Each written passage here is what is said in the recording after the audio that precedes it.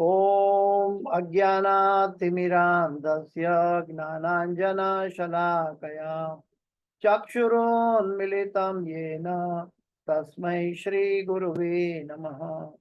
श्रीचैतन्यमनोभीष्टं स्थापितं येन भूतले स्वयं रूपगदा मह्यं ददाति स्वपदान्तिकं। वन्देऽहं श्रीगुरु श्रीयुतापदकमलं श्रीगुरु वैष्णवांश्च श्रीरूपं साग्रजातं सहगणा रघुनाथान्वितं तं सजीवं साद्वैतं सावधूतं परिजनसहितं कृष्ण चैतन्यदेवं श्री राधा कृष्ण पादां सहगणा ललिता श्री विशाखान्वितांश्च। हे कृष्ण करुणा सिंधु दीनबंधो जगत्पते गोपेश गोपिका कांत राधा कांत नमोस्तुते। तप्त कांचन गौरांगी राधे वृंदावनेश्वरी वृषभानुसुते देवी प्रणमामि हरिप्रिये। वाञ्छाकल्पतरुभ्यश्च कृपा सिन्धुभ्य एव च पतितानां पावनेभ्यो वैष्णवेभ्यो नमो नमः। श्री कृष्ण चैतन्य प्रभु नित्यानंद श्री अद्वैत गदाधर श्रीवासादि गौर भक्त वृंद। हरे कृष्ण कृष्ण कृष्ण हरे हरे, हरे राम राम राम हरे हरे।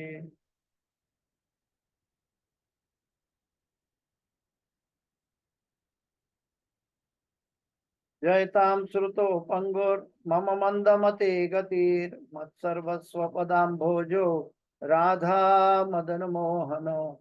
कृष्णाय वासुदेवाय देवकी नंदनाय च नंदगोपकुमाराय गोविन्दाय नमो नमः।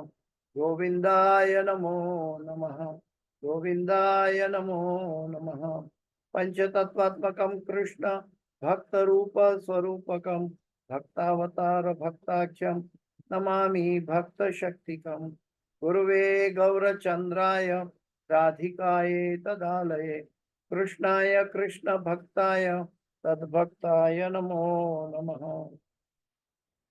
नमः ओम विष्णुपदाय कृष्ण प्रेष्ठाय भूतले श्रीमदे जय पताका स्वामी नामिने नमः। आचार्य पदायिनी ताई कृपा प्रदायिने गौर कथा धामदाय नगर ग्राम तारिणे नमः। ओम विष्णुपदाय कृष्ण प्रेष्ठाय भूतले श्रीमदे भक्ति वेदांत स्वामी नामिने नमस्ते सरस्वती देवी गौरवाणी प्रचारणे निर्विशेष शून्यवादी पाश्चात्य देशतारणे। जय श्री कृष्ण चैतन्य प्रभु नित्यानंद श्री अद्वैत गदाधर श्रीवासादि गौर भक्तवृंद। हरे कृष्ण कृष्ण कृष्ण हरे हरे, हरे राम राम हरे। ओम नमो भगवते वासुदेवाय। ओम नमो भगवते वासुदेवाय। ओम नमो भगवते वासुदेवाय। नारायणं नमस्कृत्यं नरं चैव नरोत्तमं देवीं सरस्वतीं व्यासं ततो जयमुदीरयेत्। नष्टप्रायेषु अभद्रेषु नित्यं भागवत सेवया भगवते उत्तम श्लोके भक्तिर्भवति नैष्ठकी। हरे कृष्ण। तो आज श्रीमद् भागवत के अंतर्गत सिलेक्टेड वर्सेस के अंतर्गत अभी आ रहा है 10वें स्कंद का दूसरा अध्याय का 32वां श्लोक 10 to 32। देवताओं द्वारा गर्भस्थ भगवान श्री कृष्ण की स्तुति। येन्ये अरविंदाक्ष विमुक्त मानिना तव्य भावात् विशुद्ध बुद्धया आरुज्य कृच्छेन परम पदम तथा पतन्त्युद्यन्त्युष्म दंघ्रया। येन्ये रविन्दाक्ष विमुक्त मानिना तव्य भावात् विशुद्ध बुद्धया आरुह्य कृच्छेन परम पदम तथा पतन्त्यधुनाद्युष्मदङ्घ्रयः येऽर्विन्दाक्ष विमोक्तमानिना स्तव्य भवाद्भिः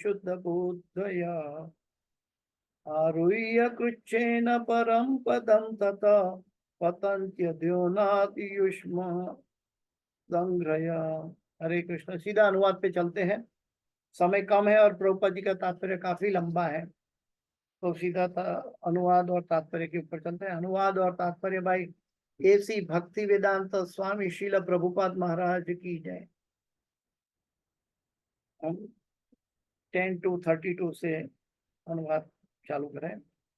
यहाँ पे बताया गया है, कोई कह सकता है कि श्री भगवान के चरण कमलों की शरण खोजने वाले भक्तों के अतिरिक्त भी ऐसे लोग हैं जो भक्त नहीं है, किंतु जिन्होंने मुक्ति प्राप्त करने के लिए भिन्न विधियां अपना रखी है, तो उनका क्या होता है? इसके उत्तर में ब्रह्मा जी तथा अन्य देवता कहते हैं। क्या कहते हैं? हे कमल नयन भगवान, भले ही कठिन आत्म संयम तथा तपस्याओं से परम पद प्राप्त करने वाले अभक्त गण अपने आप को मुक्त हुआ मान ले, किंतु उनकी बुद्धि अशुद्ध रहती है। वे कल्पित श्रेष्ठता के अपने पद से नीचे गिर जाते हैं, क्योंकि उनके मन में आपके चरण कमलों के प्रति कोई श्रद्धा भाव नहीं होता। क्या कहा? कोई श्रद्धा भाव नहीं होता। मैं फिर से अनुवाद पढ़ता हूं। कोई कह सकता है कि श्री भगवान के चरण कमलों की शरण खोजने वाले भक्तों के अतिरिक्त भी ऐसे लोग हैं जो भक्त नहीं है, किंतु जिन्होंने मुक्ति प्राप्त करने के लिए भिन्न विधियां अपना रखी है, तो उनका क्या होता है? इसके उत्तर में ब्रह्मा जी तथा अन्य देवताओं कहते हैं। क्या कहते हैं? हे कमल नयन भगवान, भले ही कठिन आत्म संयम तथा तपस्याओं से परम पद प्राप्त करने वाले अभक्त गण अपने आप को मुक्त हुआ मान ले, किंतु उनकी बुद्धि अशुद्ध रहती है। वे कल्पित श्रेष्ठता के अपने पद से नीचे गिर जाते हैं, क्योंकि उनके मन में, क्यों ऐसा होता है? क्योंकि उनके मन में आपके चरण कमलों के प्रति कोई श्रद्धा भाव नहीं होता। भक्ति की शुरुआत ही श्रद्धा भाव से होती है। आदो श्रद्धा ततो साधु संग ततो भजन क्रिया ततो अनर्थ निवृत्ति, फिर निष्ठा, रुचि, आसक्ति, भाव और प्रेम। ये कदम है भक्ति के। और जहाँ जिसके मन में श्रद्धा ही नहीं है, वो भक्ति के लिए कितना भी आगे बढ़ जाए, वो अशुद्ध बुद्धि वाले कहलाते हैं। उनका पतन निश्चित होता है। तात्पर्य भाई ऐसी भक्ति वेदांत स्वामी श्रील प्रभुपाद महाराज की जय। भक्तों के अलावा अन्य अभक्त भी हैं, जो कर्मी, ज्ञानी, योगी, परमार्थवादी, उपकारी, राजनीतिज्ञ, निर्विशेषवादी तथा शून्यवादी कहलाते हैं। अभक्तों के अनेक भेद हैं, जिनके मुक्ति के मार्ग अलग अलग है, यानी ब्रह्म ज्योति है। किंतु श्री भगवान के चरण कमलों के आश्रय को न जानने के कारण वे अपने आप को मुक्त तथा परम पद प्राप्त हुआ सोचते हुए भी नीचे गिर जाते हैं।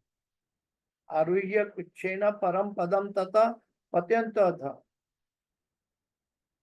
यहाँ पे प्रभुपाद जी बता रहे हैं कि भगवत गीता 9:3 में श्री भगवान ने स्पष्ट कहा है, अश्रद्धाना पुरुषा धर्मस्यास्य परंतप अप्राप्य माम निवर्तन्ते मृत्यु संसार वर्तमनि।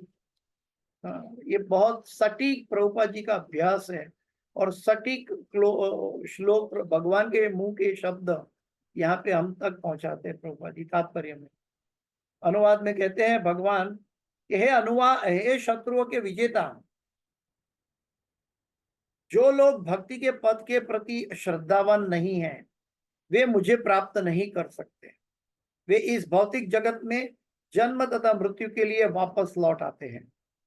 चाहे कोई कर्मी हो या ज्ञानी, योगी, उपकारी, राजनीतिज्ञ या अन्य कुछ भी हो, यदि उनके मन में श्री भगवान के चरण कमलों के प्रति प्रेम नहीं होता तो वह नीचे गिर जाता है। इस श्लोक में ब्रह्मा जी का यही निर्णय दिया गया है। इस श्लोक में ब्रह्मा जी ने भी यही निर्णय दिया है जो भगवान ने गीता में कहा, अश्रद्धाना पुरुषा धर्मस्य परंतप अप्राप्य माम निवर्तन्ते मृत्यु संसार वर्तमनि। वही बात ब्रह्मा जी दोहरा रहे हैं। कुछ लोग ऐसे हैं जो कहते हैं कि चाहे जो विधि अपनाई जाए एक ही लक्ष्य तक पहुंचा जा सकता है, किंतु इस श्लोक में यह बात निरस्त की गई है और ऐसे व्यक्तियों के विमुक्त मानी न कहा गया है, जो इसका सूचक है कि यद्यपि ऐसे लोग अपने आप को परम सिद्धि प्राप्त हुआ समझते हैं, किंतु वास्तव में ऐसा नहीं होता। विमुक्त मानी ना, वो मान रहे हैं, वास्तव में विमुक्त नहीं है। संप्रति संसार के बड़े बड़े राजनीतिज्ञ ऐसा सोचते हैं कि योजना बनाकर वे राष्ट्रपति या प्रधानमंत्री जैसे सर्वोच्च राजनीतिज्ञ पद पर स्थापित हो सकते हैं, किंतु हम वास्तव में देखते हैं कि ऐसे राष्ट्रपति या प्रधानमंत्री अभक्त होने के कारण इसी जीवन में नीचे गिर जाते हैं, पतंत्यतः।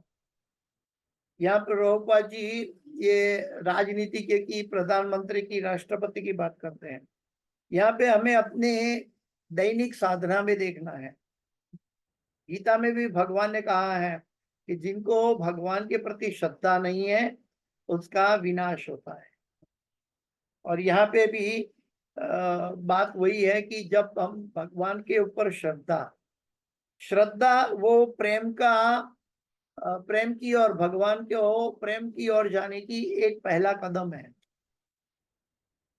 अगर श्रद्धा नहीं है तो हम जो भी कार्य करते हैं वो अर्थविहीन होगा।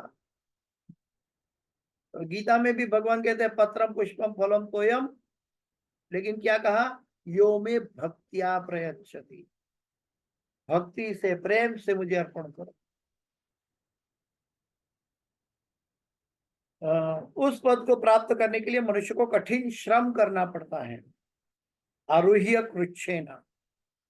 और यदि कोई अपने लक्ष्य तक कोई पहुंच भी जाता है तो किसी भी समय प्रकृति उसे ठुकरा सकती है।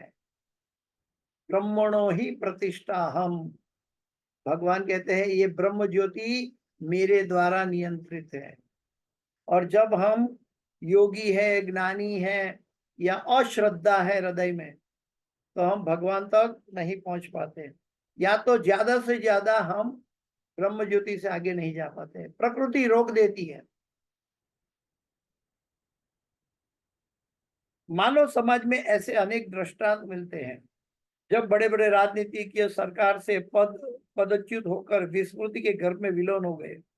इसका कारण है अविशुद्ध बुद्धयः, उनकी बुद्धि अशुद्ध है। शास्त्र का कथन है न ते विदु स्वार्थ गतिम ही विष्णु दुराश्रया बहिर्थ मानेना, न ते विदु स्वार्थ गतिम ही विष्णु। तो यहाँ पे बताया गया है कि हम मानते हैं कि भगवान विष्णु की और हमारी गति है, स्वार्थ है, लेकिन हम इसको एक्सटर्नल लेते हैं।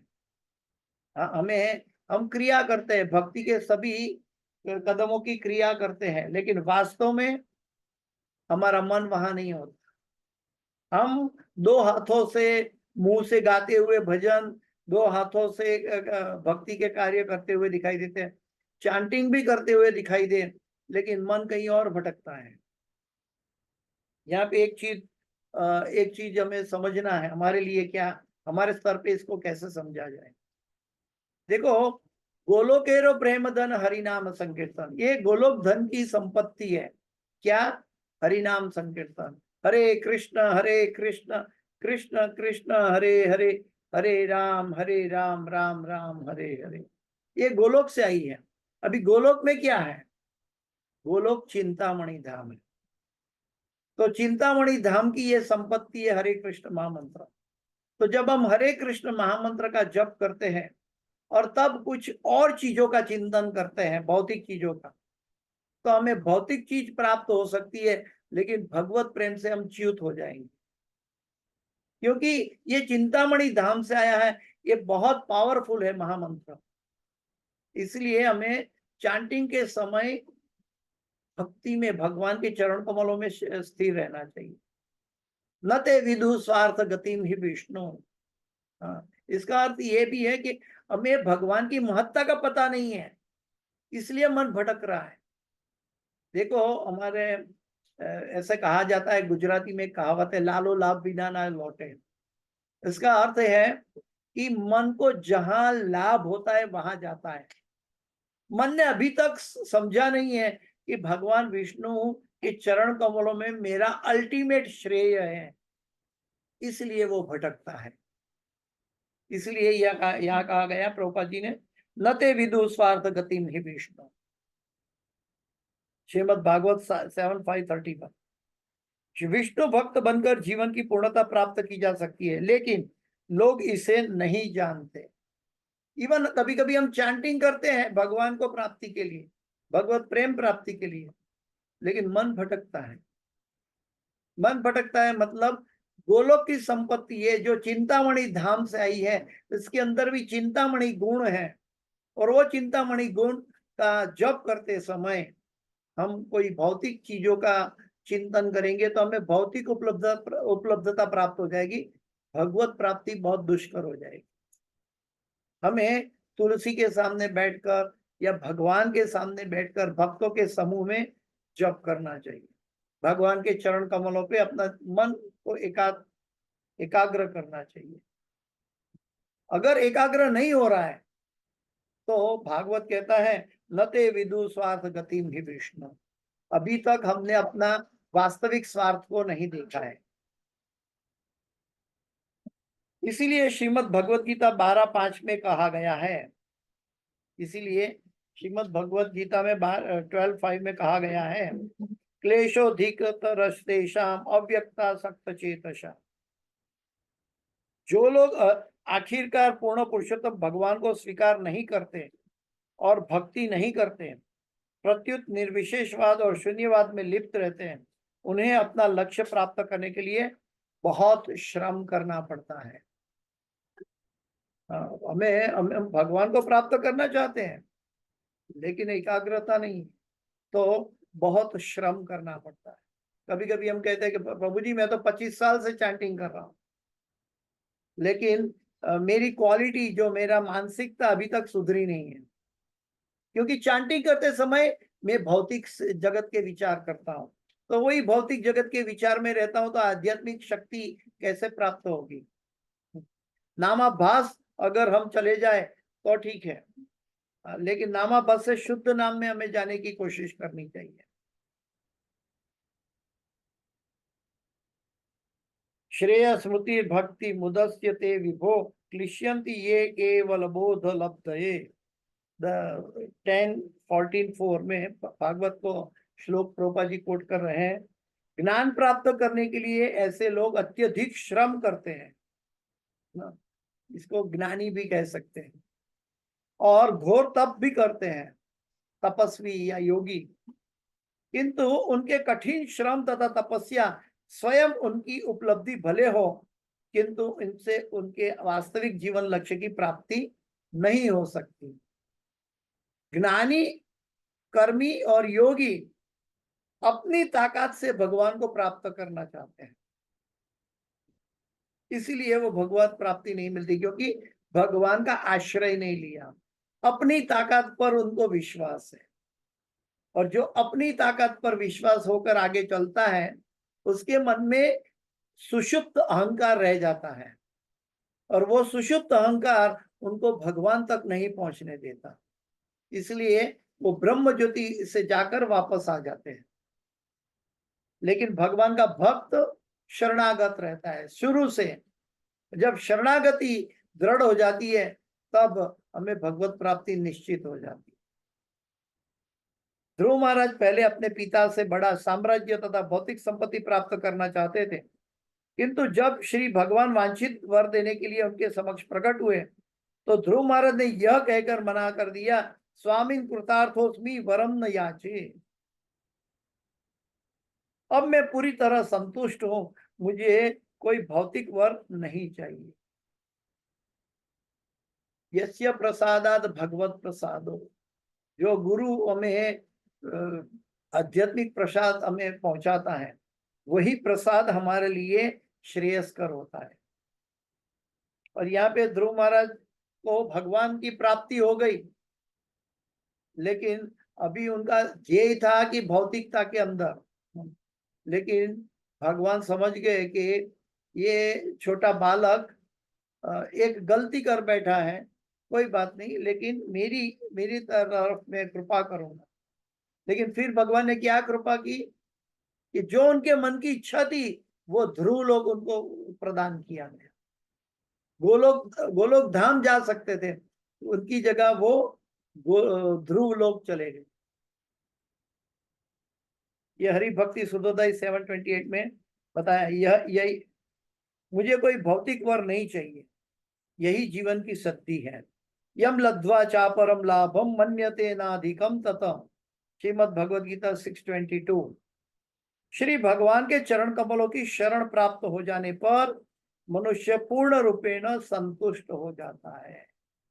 अगर हमें चैंटिंग में संतुष्टि नहीं है, अगर हम भगवत भक्ति के जो कार्य कर रहे हैं दिन भर उसमें हमें मन में संतुष्टि नहीं है, तो कहीं ना कहीं हमारी गलती है।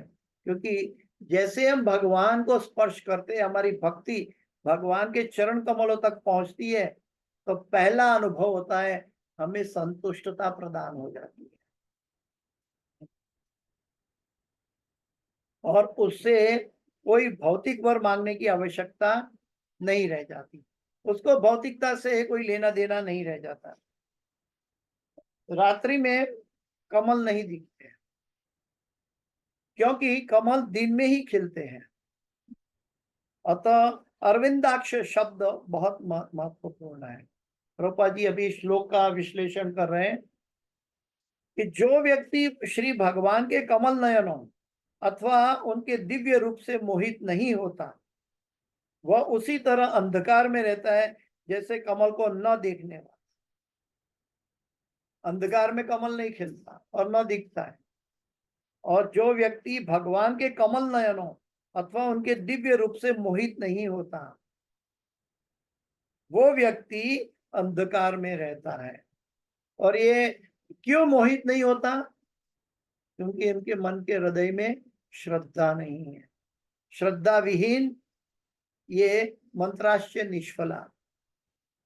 हमें संप्रदाय में श्रद्धा प्रदान करता है, और उसके बिना हमारा मंत्र भी निष्फल हो जाता है। या तो बहुत समय तक कर्मठ बनकर धीरे धीरे हमारी उन्नति हो सकती है, लेकिन अनेक जन्म में संसिद्धि। जिसने श्याम सुंदर के कमल नेत्रों तथा उनके दिव्य रूप को देखने को के स्तर को प्राप्त नहीं किया, उसका जीवन व्यर्थ है। प्रभुपाद जी कहते हैं, जिसने श्याम सुंदर के कमल नेत्रों तथा उनके दिव्य रूप को देखने के स्तर को प्राप्त नहीं किया, उसका जीवन व्यर्थ है। यानी कि प्रभुपाद जी की अहित्व की कृपा से आज वृंदावन धाम में हम राधा श्याम सुंदर का दर्शन कर पाते हैं। लेकिन जो श्रद्धावान नहीं है, वो व्यक्ति क्या करता है, अपनी एनुअल पिकनिक के लिए 15 दिन महीना छुट्टी ले लेता है। लेकिन अगर उनको बोला जाए कि आप मथुरा वृंदावन जाके भगवान का भक्ति कीजिए, एक हफ्ता रहिए, तो उनके मन में विचार आता है, अरे मेरे काम से मुझे छुट्टी ही नहीं मिलती, मैं फ्री नहीं पड़ता हूं, मैं कैसे जाऊं। अगर आते हैं तो दिखावे के लिए तो 2-3 दिन आके निकल जाते हैं, क्योंकि उनके अंदर प्रेम नहीं जागा है। वो बात अलग है कि जो व्यक्ति भक्त है वो अपने बिजी कार्यक्रम के अंदर भी 3 दिन निकाल के राधा श्याम सुंदर के पास आ जाते हैं। प्रभुपाद जी कहते हैं वो दिव्य है। लेकिन जो दिखावे के लिए आते हैं यात्रा करने के लिए, उनकी यात्रा सफल नहीं हो पाती। अनेक जन्मे समसिद्धि, धीरे धीरे शुद्धि हो सकती है। यात्रा करने का मतलब प्रभुपाद जी समझाते हैं, वहां हमें शुद्ध भक्तों के मुख से श्रीमद् भागवत का श्रवण करना चाहिए। प्रेमांजनच्युरित भक्ति विलोचनेन संत सदैव हृदयेषु विलोकयन्ति यं श्याम सुंदरम अचिंत्य गुणस्वरूपम गोविंदमादि पुरुषम तमहं भजामि।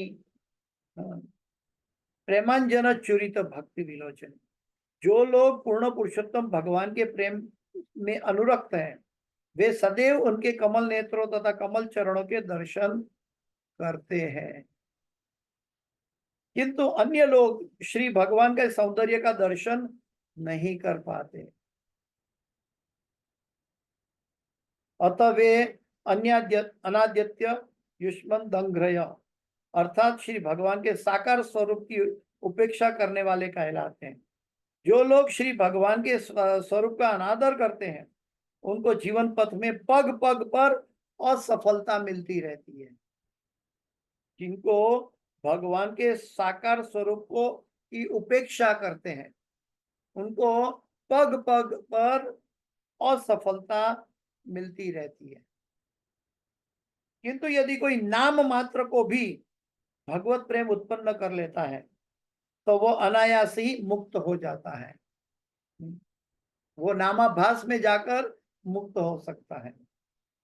किंतु यदि कोई नाम मात्र को भगवत प्रेम उत्पन्न कर लेता है, नाम मात्र, जैसे कि अजामिल ने नारायण कह दिया, अपने पुत्र को पुकारा, तभी वो मुक्त हो सकता है।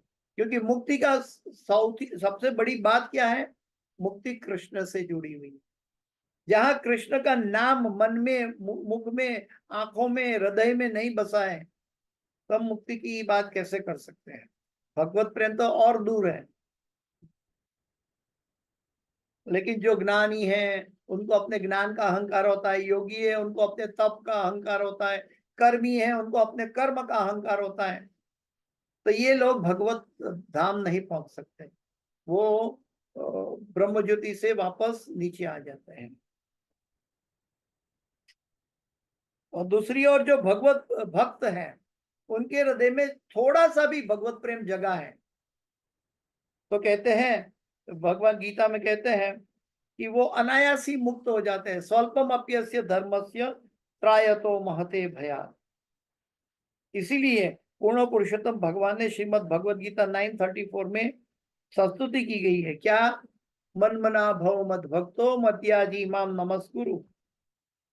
भगवान ने मन क्यों मांगा है? देखिए भगवान की करुणा देखो कितनी गहरी है।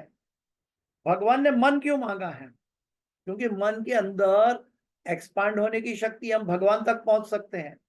और मन के अंदर हमारे जाली छुपे हुए शत्रु बैठे हैं, काम, क्रोध और लोभ। हम ये शत्रु पर विजय प्राप्त नहीं करेंगे, कर सकते। लेकिन हम ये मन ही भगवान को दे दिया, यानी काम ही भगवान को दे दिया, तो वो शत्रु हमारा क्या बिगाड़ेगा? इसलिए ये काम, क्रोध, लोभ मन के अंदर रहने वाले छुपे शत्रु है। और भगवान हमारे पास मन मांगते हैं, और मन के अंदर ऐसी शक्ति भगवान ने दी है कि उसको एक्सपांड कर सकते। कहां तक? भगवान के हृदय तक, भगवान के चरण कमल तक। तो जब हम भगवान के चरण कमल तक अपने मन को एक्सपांड करते हैं, मन मना भव मद भक्तो मद्याजी माम नमस्कुरु मां में वैश्यसी सत्यम ते प्रति जाने प्रियोसी। केवल मेरा चिंतन करो, मेरे भक्त बनो, मेरी पूजा करो और मुझे ही नमस्कार करो, भगवान श्री कृष्ण कहते हैं। ये करुणा की पराकाष्ठा कह सकते हैं। लेकिन फिर भी अगर हम इस चीज को नहीं अपनाते, तो हमारे अंदर आसुरिक प्रवृत्ति जाग जाती है और पद पद पर हमें असफलता प्राप्त होती है। केवल इसी विधि से मनुष्य भगवत धाम वापस जा सकता है, जब हम भगवान को अपना मन दे देते हैं। भगवान का चिंतन करो, भगवान कृष्ण का भक्त बनो, भगवान कृष्ण की पूजा करो, और भगवान कृष्ण को ही नमस्कार करो।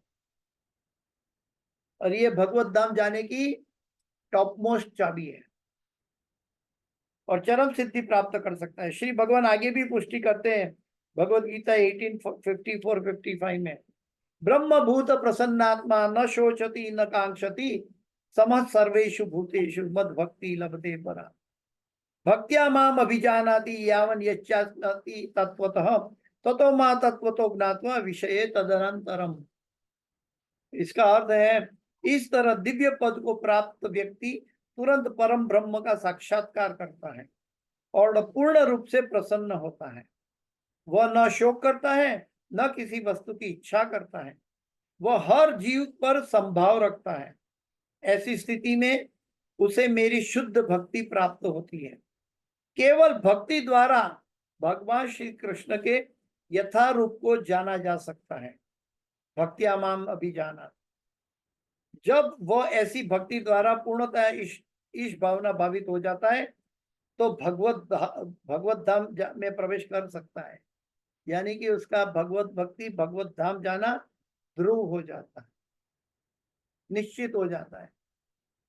इसके लिए मैं फिर से यह अनुवाद पढ़ूंगा कि इस तरह दिव्य पद को प्राप्त व्यक्ति तुरंत पर ब्रह्म का साक्षात्कार करता है और पूर्ण रूपेण प्रसन्न होता है। वह पूर्ण रूप से प्रसन्न होता है, वह न शोक करता है। ये सिम्टम्स है जो व्यक्ति परिपूर्ण भक्ति में मैच्योर है, इनके अंदर क्या लक्षण दिखने चाहिए। तो क्या लक्षण है, वो हमेशा प्रसन्न रहता है। भागवत में भी श्लोक है, एवं प्रसन्न मनसो भगवत भक्ति योगतः भगवत तत्व विज्ञानम मुक्त संगस्य जायो। तो यहाँ पे प्रभुपाद जी कहते हैं वो पूर्ण रूप से प्रसन्न होते हैं, ब्रह्मभूत प्रसन्न आत्मा प्रसन्न होता है। वो न शोक करता है और न कोई वस्तु की इच्छा करता है, न शोचती न कांक्षति। फिर वो हर जीव पर संभाव रखता है, सम सर्वेषु भूतेषु मद भक्ति लभते परम। ऐसी स्थिति में उसे मेरी शुद्ध भक्ति प्राप्त हो जाती है और केवल भक्ति द्वारा भगवान श्री कृष्ण को यथारूप यानी एज इट इज हम जान पाते हैं। जब वह ऐसी भक्ति द्वारा पूर्णतया कृष्ण भावना भावित ईश भावना भावित हो जाता है तो वो भगवत धाम का वीजा का कैंडिडेट बन जाता है, भगवत धाम में प्रवेश कर सकता है। तो भगवत धाम में प्रवेश करने के लिए मापदंड बताया गया। भगवत धाम में प्रवेश के लिए मापदंड बताया गया। सबसे पहले बताया कि प्रसन्नता हमारे हृदय में होनी चाहिए। अगर हमारे हृदय में कपट और ईर्ष्या है तो हमारे मुख पे कभी प्रसन्नता नहीं होगी। दूसरी बात है, शोक ना करता है, वो भगवान की दी हुई हर परिस्थिति में संतुष्ट रहता है, विचलित नहीं होता है, इसलिए उनको शोक उत्पन्न होने का कोई कारण नहीं रह जाता। और न कांक्षति, उनको भगवान जो देते उसी में संतुष्टि है, इसलिए उनको कोई भौतिक पदार्थ की नाशवंत पदार्थ के प्रति आसक्ति नहीं होती है। इसलिए भगवत प्रेम भगवत की सेवा के अलावा वो और कोई इच्छा नहीं करता, पूर्ण रूपेण प्रसन्न होता है, इच्छा नहीं करता। और उनको भगवान से, भगवान के चरण कमलों की सेवा से मतलब है, इसलिए उनके लिए सब जीव बराबर है, सभी जीवों के अंदर परमात्मा का दर्शन करता है। शुद्ध भक्त का लक्षण है ये। और ऐसी परिस्थिति को शुद्ध भक्ति प्राप्त होती है, शुद्ध भक्ति का पद है ये। और ऐसी ही शुद्ध भक्ति करके हम भगवत धाम जा सकते हैं, हम कृष्ण भावना भावित होकर भगवत धाम में प्रवेश कर सकते हैं। तो इसके साथ प्रभुपाद जी का तात्पर्य यहाँ समाप्त हुआ है। हरि ही ओम तत्सत। तो इस क्लास के अंदर कोई भी गलती क्षति या त्रुटि रह गई है वो मेरी अपनी है। इस क्लास की कोई भी सुकृति है मेरे गुरु महाराज हिज होलीनेस जय पताका स्वामी आचार्यपाद गुरु महाराज और हिज डिवाइन ग्रेस एसी भक्ति वेदांत स्वामी शिला प्रभुपाद जी की है। और इसके अंदर कोई भी गलती है वो मेरी है, कृपया मुझे क्षमा करें। वांछाकल्पतरुभ्यश्च कृपा सिंधुभ्येव च पतितानां पावनेभ्यो वैष्णवेभ्यो नमो नमः। अनंत कोटि वैष्णव वृंद की जय। 2 मिनट है हमारे पास, किसी को कोई प्रश्न है तो पूछ सकते हैं। लक्ष्मी देवी थोड़ी कौन के पूरी हरे कृष्ण प्रभु जी साधु। जय जो ब्रह्म साक्षात्कार है, क्या वो सिर्फ शुद्धि प्रक्रिया है या फिर आत्मा के स्तर की प्राप्ति वाला स्तर है? ब्रह्म साक्षात्कार के लिए क्या, ब्रह्म भूत प्रसन्नात्मा न शोचती। ऑडियो को लेके ब्लॉक कर दिया। प्रभुपाद जी का ये छिल्ला श्लोक जो है, भगवान के गीता का श्लोक कोट कर रहा है, ब्रह्म भूत प्रसन्नात्मा न शोचती न कांक्षति समः सर्वेषु भूतेषु मद भक्ति लभते पराम। ये ब्रह्मभूत अवस्था का साक्षात्कार है। इसके अंदर हम भक्ति के लिए बहुत अग्रसर हो जाते हैं। और आत्म साक्षात्कार का मतलब है समः सर्वेषु भूतेषु मद भक्ति लभते पराम। हमें सभी जीवों के प्रति भगवान के अंश दिखने चाहिए।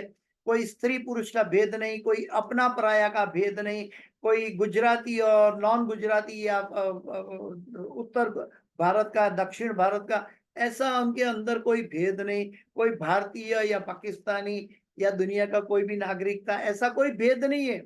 वो सब में भगवान का अंश देखकर परमात्मा का रूप का दर्शन करता है, वो समभाव कहलाता है। हाँ, जो ऐसे समभाव में रहता है एक तरह से वो आत्मा साक्षात्कार भी कहलाता है, क्योंकि वो अपनी आत्मा का पतन नहीं होने देता। वो आत्मा को ही चारों तरफ फैले हुए दिखता है उनको। सभी आत्माएं भगवान की सेवा अलग अलग तरह से कर रही है। तो ब्रह्मभूत अवस्था जो है, ये मलिनता से बाहर आकर, मतलब प्रकृति के 3 गुणों से बाहर आकर हमें प्राप्त होती है। माम च अव्यभिचारिणी भक्ति योगे न सेवते सगुणान समति दैत्यान ब्रह्म भूयाय कल्पते। हम प्रकृति के 3 गुणों को लांग सकते हैं। कैसे लांग सकते हैं? हम गुरु और गौरांग की शुद्ध और प्रेम भक्ति करके। तो वास्तव में अलग अलग नाम कुछ भी हो, हमारा उद्देश्य भगवत प्रेम है, भगवत भक्ति है। और भगवत भक्ति के लिए हम कहाँ पहुंचे हैं, किस स्तर पे पहुंचे और कौन से डेफिनेशन या कौन सा टाइटल अभी हमें मिलने वाला है, इससे हमें मतलब नहीं है। सर्वोपाधिर विनिर्मुक्तम। भगवान हमें उंगली पकड़कर हमारी भक्ति की एक एक कदम आगे लेकर जाएंगे।